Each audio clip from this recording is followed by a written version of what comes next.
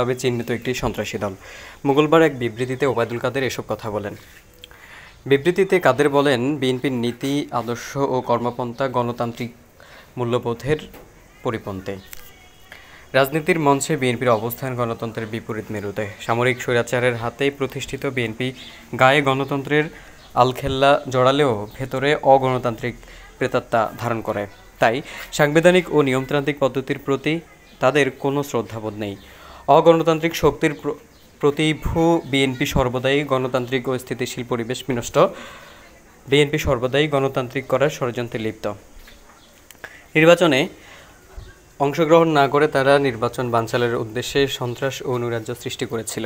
BNP তাদের মজ্জাগত সন্ত্রাসকে রাজনৈতিক কর্মসূচির মাধ্যমে আড়াল করার অপচেষ্টা করে, কিন্তু তাদের স্বরূপ আজ জাতির কাছে এবং আন্তর্জাতিক পরিমলে স্বীকৃত। কানাডার ফেডারেল আদালত কর্তৃক বিএনপি একটি সন্ত্রাসী সংগঠন হিসেবে অবহিত হয়েছে। আওয়ামী লীগ সাধারণ সম্পাদক ওবায়দুল কাদের বলেন, লাগাতারভাবে ভুল ও নীতি ভুল কর্মসূচি গ্রহণের মাধ্যমে বিএনপি ভুলে চোরাবালিতে নিমজ্জিত। এখান থেকে উত্তরণের জন্য তাদের স্বভাবজাত পদক্ষেপ নেওয়ার মধ্য দিয়ে তারা আরও গভীরে পড়ে যায়। বিএনপির রাজনীতি চরমভাবে দুর্দশাগ্রস্ত। ভুল রাজনীতির কারণে তাদের নেতাকর্মীরা হতাশাগ্রস্ত। ব্যর্থ বিএনপির উদ্ভ্রান্ত নেতাকর্মীরা জনগণের মাঝে হতাশার বীজ বপনের অপচেষ্টা করছে। তাদের সামনে কোনো স্বপ্ন নেই, তাই বিএনপির নেতারা ইতিবাচক কোনো কিছু দেখতে পায় না, বরং নেতিবাচক রাজনীতির মাধ্যমে দেশ ও জনগণের ক্ষতি সাধন সর্বদা ষড়যন্ত্রে লিপ্ত থাকে।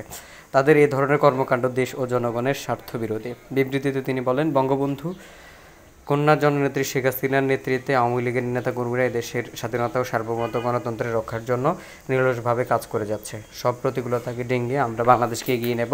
আগামীর বাংলাদেশ হবে উন্নত, সমৃদ্ধ ও স্মার্ট বাংলাদেশ।